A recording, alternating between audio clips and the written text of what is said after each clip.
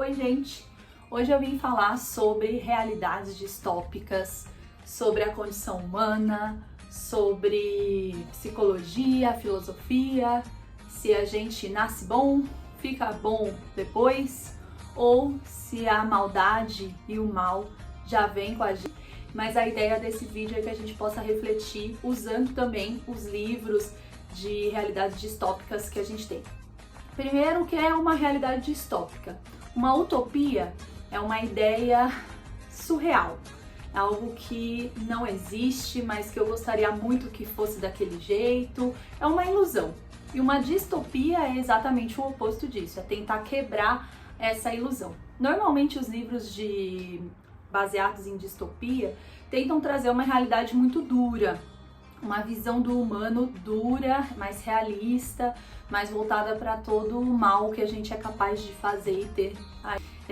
Há várias teorias filosóficas, né, que existem. Uma delas é a ideia de que a gente é mal por natureza. Essa teoria é do Hobbes, lá do século XVI, e a outra é do Rousseau, que é a ideia contrária, né, de que a gente é bom por natureza e que a sociedade é que nos corrompe e nos faz ser maus. Passou um tempão, né, dessa ideia de bom ou mal, dessa dualidade. Veio Freud e complicou ainda mais essa conversa, porque ele trouxe a ideia de que todo humano tem os dois lados. Na verdade, são três. Ele traz que o humano tem várias facetas, várias frentes, várias capacidades. E ele resume essa briga interna entre o id, o ego e o superego, que é essa ideia de que a gente tem uma parte que é mais instintiva, uma sensação mais de proteção, de reação ao medo, de se preservar, que é a ideia do id, a ideia do superego, que é essa ideia do nossa, eu consigo fazer coisas muito melhores, eu consigo ser o melhor que eu posso ser, eu tenho que seguir as regras, eu tenho que cuidar da sociedade. E no meio de tudo isso tá o ego, que é de fato o que ele chama de mais consciente, né? E essas duas frentes, tanto o id quanto o superego, estão ali influenciando o nosso ego e como é que a gente toma decisão, e como é que a gente se organiza aí e age na vida. O interessante dessas ideias, né, e a gente podia listar aqui um monte de filósofos que vão trazer mais um olhar pessimista sobre a condição humana e um olhar mais otimista da condição humana, que a gente sim pode ser melhor, né? Mas estamos aqui para falar sobre livros e sobre como tudo isso acaba influenciando a literatura e as histórias aí que O primeiro que eu vou trazer é o Ensaio sobre a Cegueira. Esse livro, que é do Saramago, eu amo. Todos que estão aqui eu gosto muito, então vai ficar difícil, vou ficar repetitiva aqui. Em que a humanidade passa por uma cegueira coletiva e ela começa a ficar isolada. E quando ela fica isolada, ela começa a se organizar de um jeito bem ruim, assim. As pessoas são escravizadas, cenas de estupro, de autoritarismo. Então é uma história assim bem chocante, mas onde o Saramago passa por toda a nossa capacidade de ser muito ruim um com o outro. Esse livro que é super, super, super bom, que é do George Orwell. Eu já vou falar dos dois, na verdade, porque eu acho que é do mesmo autor, né? Então, A Revolução dos Bichos, essa minha versão, ela é bem nova. E essa daqui é bem mais antiga, mas que eu adoro ter versões de livros clássicos antigos. Nas duas, o autor fala de realidades e sociedades de autoritarismo, né? Então é uma crítica também a essa ideação de sociedade igualitária, de sociedade que é capaz de se autorregir, de se auto-organizar. Na perspectiva desses livros, isso é impossível, porque a gente não conseguiria ter capacidade de auto-organização sem levar em consideração o nosso lado mais perverso, mais duro, mais ruim. Então é muito interessante o quanto ele coloca isso, né? Inclusive, principalmente no 1984, a grande sacada dele é essa perseguição ao pensamento, né? Então eles passam a perseguir qualquer pessoa que queira sair desse regime, que queira ter uma ideia diferente. Então é bem interessante. O próximo, o Conto de Aia, né, pessoal, da minha maravilhosa Margaret Atwood. Eu acho esse livro incrível. A série é muito boa também, né? Inclusive a série vai além do livro, vai muito longe aí. Vale a pena ler o livro e assistir a série. Agora eu preciso ler a continuação, né? Eu ainda não li, mas esse livro do Conto de Aia, ele fala muito bem, assim, sobre a relação da mulher na sociedade. Então, ele mostra como uma sociedade que coloca a mulher num papel de subversão, né? Num papel apenas de procriadora, ela passa a dominar as mulheres de uma forma super perversa, né? Elas perdem a sua individualidade, elas perdem a sua independência, elas são divididas, né, entre grupos, o grupo das que procriam, o grupo das que cuidam da casa e do marido. Então, assim, como mulher, eu chorei várias vezes quando li esse livro, porque ele é muito pesado e dá medo, de verdade, de acontecer uma coisa como essa, assim, e a gente passar por algo, nem que seja minimamente próximo à ideia de você perder completamente sua individualidade. Veja que no passado, muitas mulheres foram tratadas dessa forma, né? Então tem muita coisa que a Margaret usa no livro que ela tirou da própria sociedade. Então dá mais medo ainda. O próximo livro é Clube da Luta, que esse aqui, na verdade, é o quadrinho que eu tenho, e é o 2. Eu não sei onde foi parar o 1. Procurei loucamente aqui nas minhas coisas, eu não achei, preciso procurar. Mas o Clube da Luta, ele ficou muito famoso também, né? Com o filme, já era um livro famoso, mas o filme trouxe aí uma visibilidade também bem grande. É um filme bem cult, o pessoal gosta, mas eu particularmente acho a história maravilhosa. E a ideia, assim, é que eu gosto de uma frase que eu até anotei aqui, ó, desse livro, que é: eu quero que você me bata tão forte quanto você puder, né? E mostra, assim, o quanto ele estava tentando fugir ali da insônia. Eu não vou dar o spoiler, mas ele se coloca numa posição de violência para poder tirar dele os sentimentos mais profundos e internos de conflito que ele tinha. Então é muito interessante e ele tem tudo a ver com psicologia. O próximo livro é Laranja Mecânica, dá pra ver aqui o nominho dele. Eu adoro essa edição, que ela é durinha. Eu comprei na Comic Con, acho que foi na segunda Comic Con, faz bastante tempo. Laranja Mecânica é um clássico pra mim, eu passei muito por ele na faculdade, estudei bastante, eu adoro laranja além de tudo.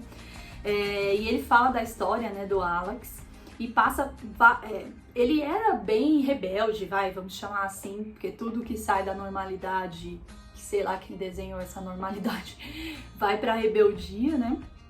E ele tinha uma gangue com os amigos dele e tal, eles eram briguentos, brigavam na rua, e a sociedade, um grupo, pega ele, prende ele, e a ideia é que eles usem técnicas de comportamento no Alex para que ele volte para a sociedade e consiga se adequar. Eles fazem tortura, dão medicamento, fazem uma série de experimentos, inclusive aquela cena do olho aberto, né, que ele fica lá vendo e tal. É super pesada, mas que a gente já fez isso muitas vezes na sociedade, né? Tortura, medicar, as mulheres que ficavam presas em sanatórios, enfim, já fizemos disso e muito pior. Mas é uma história maravilhosa e super profunda. Minha próxima dica é Watchmen. O Watchmen também agora estava em alta, né, por causa da série da Isso, né? Então ele traz a ideia bem forte de um herói subvertido. Um herói que enfrenta problema ético, problema psicológico, que ao mesmo tempo que faz uma coisa que a sociedade acha bom, faz uma coisa terrível também. Vou falar sobre o Admirável Mundo Novo. O Admirável Mundo Novo também é um clássico, né, pessoal? Essa minha versão aqui é super antiga. é muito, muito legal. O Admirável Mundo Novo também é sobre uma sociedade em que eles tentam trazer o ápice da felicidade. Ninguém é triste nessa sociedade. Porém, para isso acontecer, você é privado da sua individualidade, da sua capacidade de pensar, da sua capacidade de ser um ser que, sim, fica triste, fica feliz. Então, eles usam pílulas o tempo inteiro. Quase não é assim com a gente hoje, né? Não é nada parecido com o que a gente passa até hoje na nossa sociedade. É uma sociedade que busca felicidade a qualquer preço, que está disposta a ficar o tempo inteiro medicada para poder ter o sentimento de prazer. Freud explica.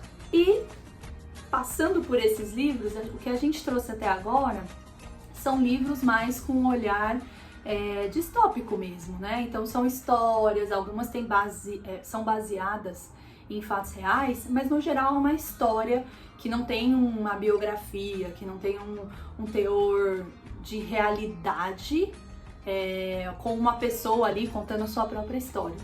São histórias inventadas. A gente vai falar agora um pouco mais sobre histórias reais, de pessoas que passaram por coisas muito duras, né? E o quanto a gente consegue ser mal enquanto sociedade. Um deles é Anne Frank, que eu também amo essa minha versão, ela é linda e ela é igualzinha ao Diário. A história da Anne Frank é muito, muito, muito famosa, né? Ela era uma criança, morava em Amsterdã quando a guerra explodiu. Ela ficou escondida há muito tempo, tentando ali interpretar tudo o que estava acontecendo, e depois a família dela acaba sendo encontrada, enfim. Eu estive na casa da Anne Frank o ano passado, 2000, e fui no quartinho, é uma das experiências mais duras que eu já tive na vida, assim.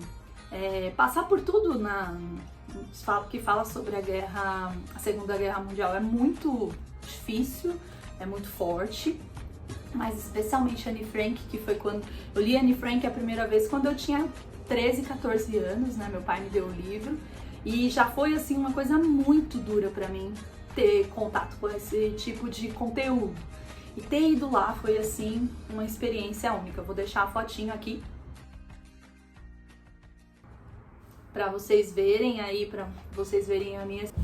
E essa aqui é a minha outra dica de leitura, que é o Maus. É um quadrinho que fala da experiência da Segunda Guerra Mundial e que ele conta a história dos judeus na perspectiva dos ratos.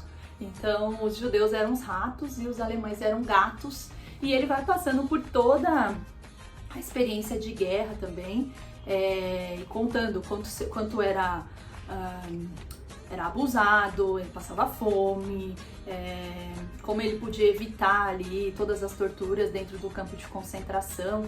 Então, assim, é uma história que vale a pena ler, muito bom o Maus. Para fechar, eu queria trazer o livro da Hannah Arendt. Eu não tenho aqui o livro, porque no caso eu só tenho ele no iPad, mas é um livro que vale a pena vocês que querem saber um pouco mais sobre isso conhecerem, né? A Hannah Arendt é uma filósofa alemã, aqui a capinha do livro dela. Ela viveu também, ela foi jornalista na época da guerra, e o livro dela, A Condição Humana, é super, super, super interessante para ampliar esse olhar da nossa condição e da nossa capacidade para o bem e para o mal. Tem a tese mais famosa da Hannah, é a banalidade do mal, onde ela explica que na época da guerra não eram pessoas cruéis, aquela pessoa que você olha e fala, nossa, isso é um gênio do mal, uma pessoa muito ruim. Não, muitas vezes as pessoas que suportaram e apoiaram ali o nazismo eram pessoas comuns, pessoas que você olhava na rua e você falava, essa pessoa é bacana, essa pessoa é normal. E exatamente esse é o ponto, né? Pessoas normais banalizaram o mal. E por isso ele tomou uma proporção muito maior. Porque as pessoas não achavam errado ou não achavam problema em ver os judeus sendo levados para campos de concentração, privados da sua existência, de capacidade econômica e tudo mais. E foi uma progressão, né? Não foi de um dia para o outro, ó, acordamos e tudo aconteceu. Pelo contrário, foi uma progressão, foi acontecendo devagar e tomou o tamanho que a gente conhece hoje, até hoje na história, né? Para fechar esse vídeo, é difícil falar sobre isso, né? Porque a gente está falando sobre nós mesmos. Estamos falando sobre a nossa própria capacidade de ser pessoas muito boas, que são críticas, que acham, têm capacidade de olhar para algo que não faz sentido e poder apontar, e que também podem ser muito ruins, que também podem ter uma natureza aí que a gente não se orgulha. E aí, para fechar, acho que uma das coisas que a Hannah Arendt, eu deixei ela para o final por isso, fala que é muito interessante, eu vou ler a frase. Ela fala: seria de grande utilidade prática para a Alemanha mais dessas histórias para contar, pois a lição dessas histórias é simples e está ao alcance de todos. Politicamente falando, a lição é que, em condições de terror, a maioria das pessoas se conformará, mas algumas não. E as histórias, na perspectiva delas, conseguem fazer com que as pessoas reflitam. Então, fico muito animada da gente poder falar sobre isso e ter uma lista de histórias para contar em que a gente possa ampliar a nossa capacidade e a nossa reflexão do quanto é possível sim banalizar o mal, mas que há uma corrente psíquica capaz de ser um contraponto a tudo isso. E mesmo que o Freud ali tem seu sentido, né? E eu particularmente sou psicanalista, então acredito sim na ideia de ter várias coisas conflitantes dentro das nossas escolhas, dentro da nossa capacidade, da nossa existência mesmo. Mas eu gosto muito da ideia de um outro psicólogo, que é o Rogers. O Rogers ele traz a ideia de que a experiência humana, ela também tem uma energia criativa e realizadora.